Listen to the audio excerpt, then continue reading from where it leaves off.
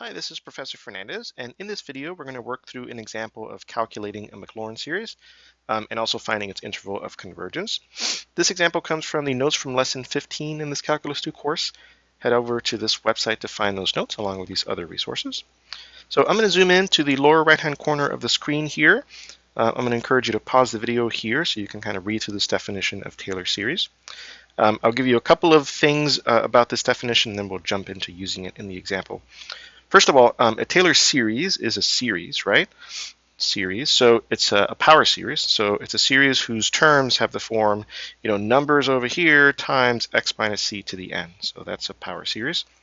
As a series, it goes off to infinity, has an infinite number of terms. But you can think of this as basically an infinite degree version of a Taylor polynomial, right? So if you look at the infinite series definition here, if I were to just keep these first k terms, this would be t sub k of x, or what we've called t sub k of x in this course. This would be the Taylor polynomial of the function f of x centered at x equals c of degree k. So it's a polynomial of finite degree.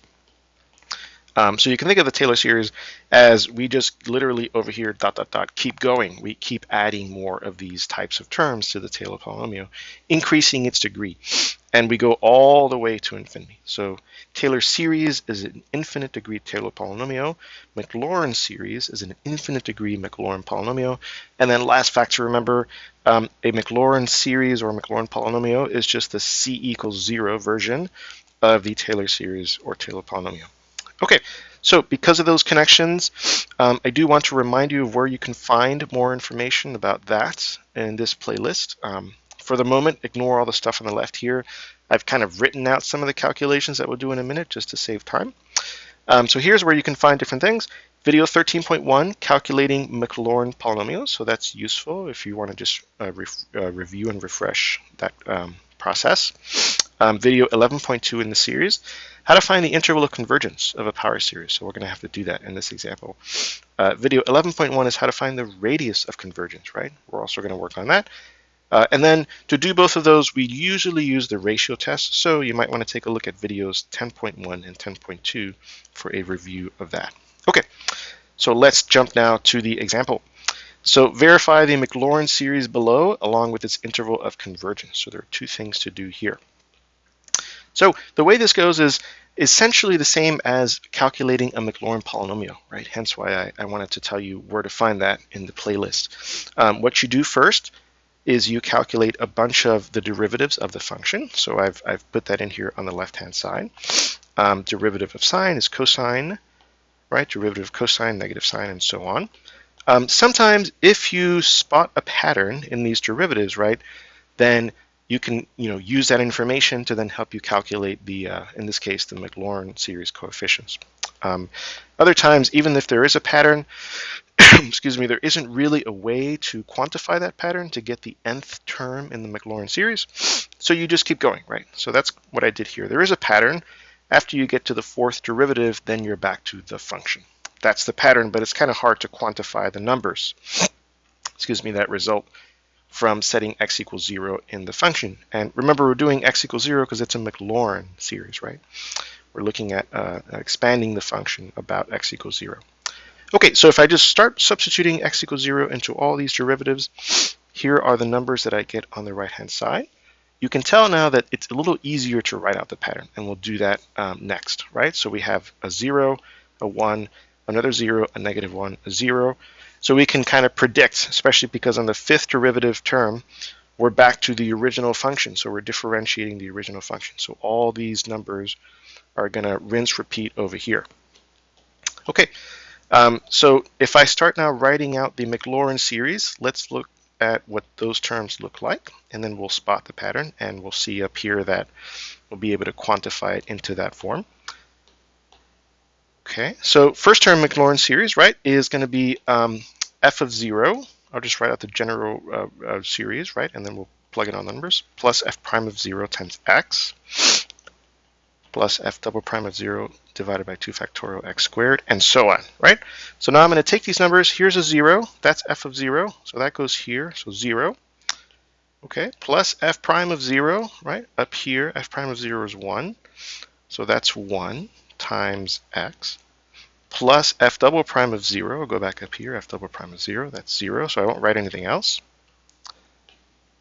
Plus f triple prime of 0. That is up here, so that's -1. So we'll put it down here, -1.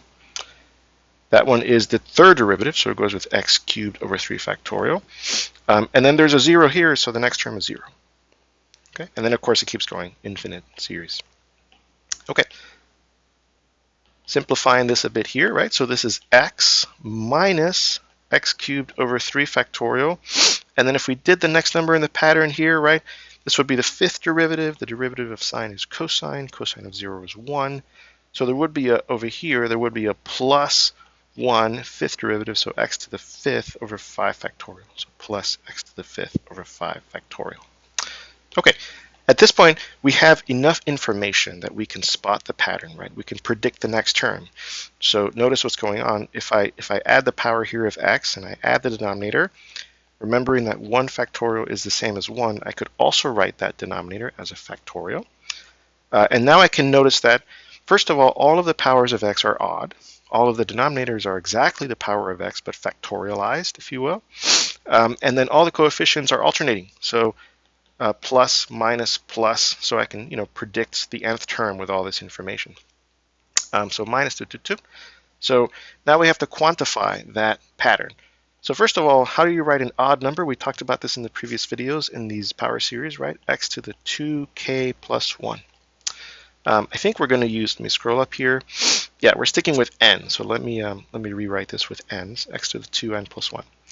If n is a whole number, quote unquote, right, like 0, 1, 2, 3, so on and so forth, positive whole number, non-negative, then 2n plus 1 is an odd number. And so then this is the power of x. We discovered that it is the same in the denominator, just with a factorial. Okay, and then how do we quantify the alternation? Well, it's usually -1 raised to some power involving n. The easiest thing to try always is just n. So if we try n, right, then to get this term, the power here is 1. We would set 2n plus 1 equals 1, 2n equals 0, n equals 0. So in this form of writing the general term, this first term is the n equals 0 term. And if I put n equals 0 in here, I get -1 to the 0, that's 1. That would work because this term over here is positive. Okay, so I can do all of that, and all of that works nicely. And so therefore, this is my general term that I'm after, to find, to write this Maclaurin series of sine x in summation notation. So if we scroll up, now we can see that that's exactly what this term is. Oops. Let me try to box it a bit better. That's exactly what this term is. It does start at n equals 0, and it goes all the way to infinity, right? So that's our final result for the Maclaurin series for sine x. So we've done the first part.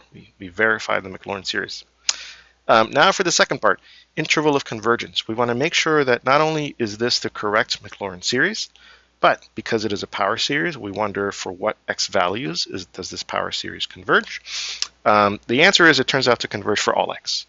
And then now let's proceed to go ahead and show that. Okay, so that's the calculations that I had written over here. Again, to save ourselves some time. How would you do this? Well, this goes back to some of the videos that I mentioned over here, right, in lesson 11 and then also lesson 10. Lesson 11, because we're finding the interval and the radius of convergence, and lesson 10, because usually for power series, that involves using the ratio test. So I'm setting things up here for the ratio test, right? First thing I want to mention is that when I'm using the ratio test in a power series, I like to make the entire thing, the entire expression that you're looking at in the power series, a sub n, right? So I've written down a sub n over here. And then in the ratio test, we're going to need a sub n plus 1. So everywhere you see an n, put in an n plus 1. So that's there, there, and there. And then let's simplify over here. So notice that I've kept this term the same, okay? And then what happened for the other ones? I'll declutter a bit so we can see. So this one, right, I wrote as, this is x to the 2n plus 2. I'm distributing the 2, and then plus 1. That's x to the 2n plus 3. And I'm going to write that as x to the 2n plus 1 plus 2, which is x to the 2n plus 1 times x squared. And I noticed that I have a little typo here in my own simplification. So we'll put a square there. Good thing we checked it. And that square goes down there. Okay, so you might be wondering, why did I do that? Why did I split up the x's that way?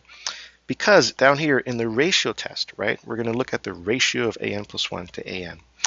And therefore, if I can, in the an plus 1 formula, start expressing the results, the expression that I get, in a way that involves things that are also in a sub n, right? You can see here these are the same. Then that's going to help me later on when I take the ratio and I actually divide things out. Okay, so that explains why there's an x squared there. And then in the denominator, I've done something very similar. So let's take a look at the denominator, 2n plus 1. So in the denominator, we had 2n plus 1, and that, when we substituted n plus 1, turned into, oops, let's see. So this turned into 2n, write it over here, 2n plus 1 factorial. If I distribute the 2 here, that's 2n plus 2 plus 1 factorial. That's 2n plus 3 factorial. And then remember with factorials, I multiply the number times the number minus 1 factorial, and then I can just keep going. So this is 2n plus 3 times 2n plus 2 times 2n plus 1. I could keep going, but I'll stop there and I'll put the factorial. Why? Because again, this quantity appears over here in a sub n. So now when I take the quotient of a sub n plus 1 with a sub n, that's going to help cancel things out.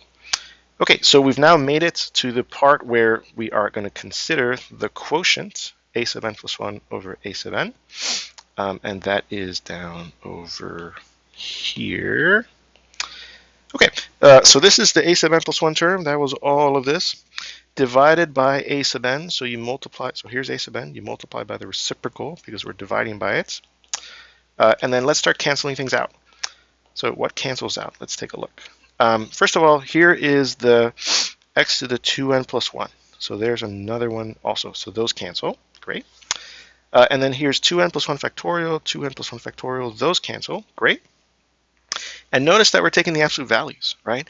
So anything that has a negative sign in it, if we're multiplying by it, that just goes away. So I can effectively get rid of that. Absolute value of -1 is 1. Absolute value of any power of -1 is 1. So what's left?